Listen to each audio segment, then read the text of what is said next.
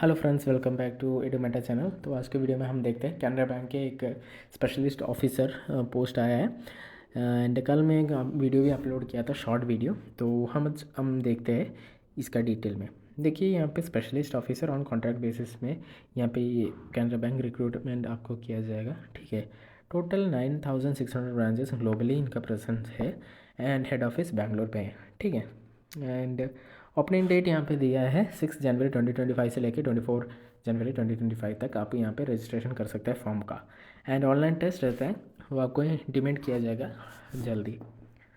तो यहाँ पे पोस्ट हम देखते हैं, एप्लीकेशन डेवलपर है, cloud administration, cloud security analyst, data analyst, database administration, data engineering है, डाटा माइनिंग है, डाटा साइंटिस्ट है, एथिकल हैकर है, एंड इंफॉर्मेशन सिक्योरिटी एनालिस्ट है, network administrator and officer digital banking emerging payments है, platform administrator, solution architect, system administrator. तो यहाँ पे system administrator का 8 पोस्ट दिया गया है एंड नेटवर्क एडमिनिस्ट्रेटर का 6 दिया गया एंड डाटाबेस एडमिनिस्ट्रेटर 9 दिया गया।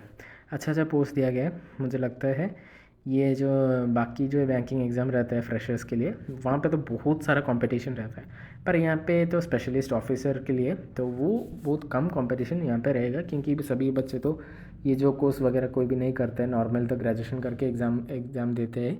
पर यहाँ पे स्पेशलिस्ट ऑफिसर के लिए जिनका एक्सपीरियंस है, जिनका भी ये जो नॉलेज या कोर्स किया है, उन लोगों के लिए बहुत अच्छा होगा। ठीक है। एंड यहाँ पे एज लिमिट तो आपको पता है 30 तक आपको जनरल कास्ट के लिए रहता है एंड 33 तक जो एज रिलैक्सेशन करके जिसका OBC SC ST के लिए एक्सटेंशन किया जाता है। देखिए यहाँ पे 5 ईयर्स दिया है SC एंड ST, OBC के लिए 3 ईयर्स। ठीक है। तो यहाँ पे एज वगैरह कितना होता है यहाँ पे दिया गया है, रिलैक्सेशन। नेक्स्ट आता है यहाँ पे हिंदी का नॉलेज। देखिए, आपका हिंदी का नॉलेज होना चाहिए, यहाँ पे स्पेशली मेंशन किया है, हिंदी नॉलेज होना ही चाहिए। And provision period if not possessed already before completion of provision period. देखिए, प्रोविजन पीरियड कंप्लीट होने के बाद अगर आपका हिंदी नॉलेज नहीं है, बिफोर प्रोविजन पीरियड आपका जो सिलेक्शन हो के प्रोविजन पीरियड से पहले आपको हिंदी मालूम होना पड़ेगा। ठीक है। एंड क्रेडिट हिस्ट्री, देखिए आजकल सभी बैंक में क्रेडिट हिस्ट्री मांगता है, SBI हो, कैनरा हो, जो भी बैंक है। ठीक है। आपको यहाँ पे सिबिल आपका अपडेट करना पड़ेगा। अगर नहीं किया है तो लेंडर्स जिससे भी आप लोन लिया गया उनसे एक NOC लाके उनको सबमिट करना पड़ेगा। एंड देखिए, नेक्स्ट यहाँ पे हम देखते हैं क्या क्या टेस्ट यहाँ पे रहता है।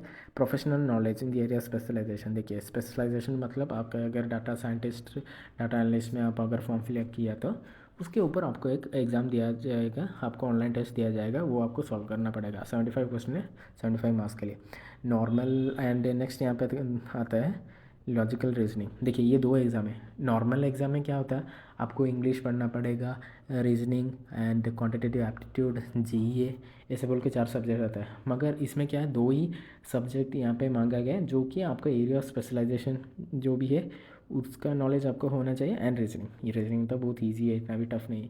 तो ये दोनों एग्ज़ाम है, आप अच्छे से कर सकते हैं। ठीक है।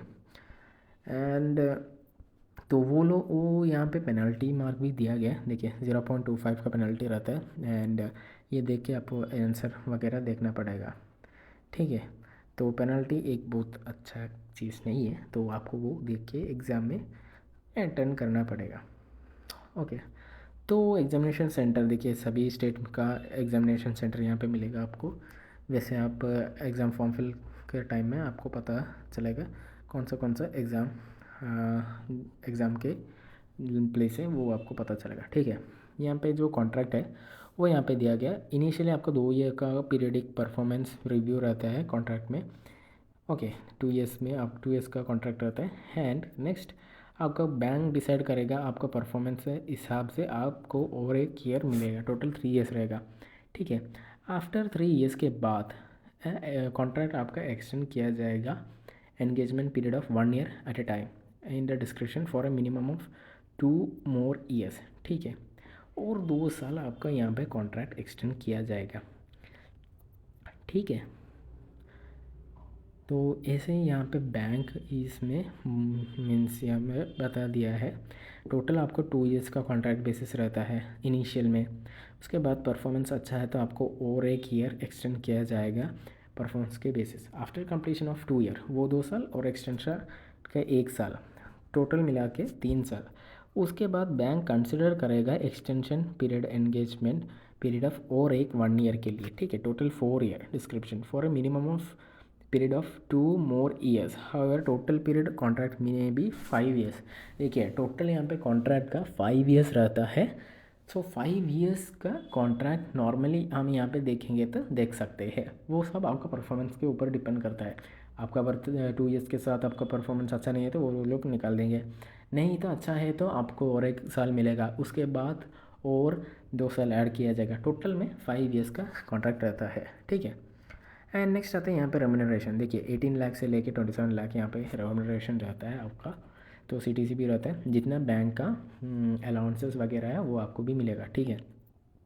Selected candidate require to travel to outside duty, he also all be eligible for TA HA lodging, सब कुछ यहाँ पे मिलेगा। कम बैंक के काम के लिए आप अगर जा रहे हो तो आपको सब कुछ बेनिफिट्स यहाँ पे दिया जाएगा, ठीक है। And applicable income tax IT तो कटेगा ही, प्रोफेशनल टैक्स भी रहता है, shawl B bond by the candidate. देखिए वो सब रहता है, क्योंकि ये तो गवर्नमेंट के पास टैक्स वगैरह तो कटना पड़ता है आपके सैलरी के हिसाब से। देखिए कॉन्ट्रैक्ट में क्या होता है ना, आप अगर कॉन्ट्रैक्ट जॉब इतना भी बुरा नहीं है, आप अगर कॉन्ट्रैक्ट जॉब में ज्वाइन करते हैं तो आपका सैलरी भी 27 तक रहता है, 27 लाख तक।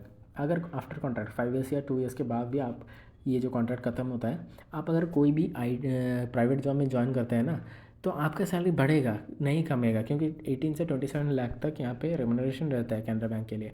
आफ्टर कैनरा बैंक कॉन्ट्रैक्ट के बाद आप अगर जाएगा तो और कोई भी प्राइवेट बैंक में जॉब भी करेगा तो आपको ना 27 से लेके 30 लाख या 35 लाख का रेम्यूनरेशन आपको मिलेगा, बढ़ता जाएगा। कॉन्ट्रैक्ट जॉब ऐसा ख़राब नहीं है।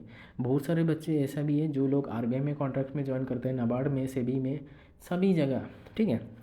तो देखिए जल्दी से जल्दी जाके जो फॉर्म फिल है ना वो कीजिए, एंड बहुत अच्छा जॉब है। तो मैं बोलता हूँ कॉन्ट्रैक्ट भी अच्छा जॉब है, तो आप लोग कॉन्ट्रैक्ट में भी काम कीजिए।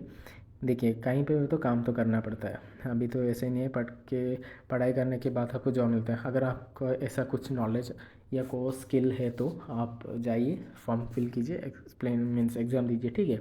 आई wish all the best and guys please to subscribe.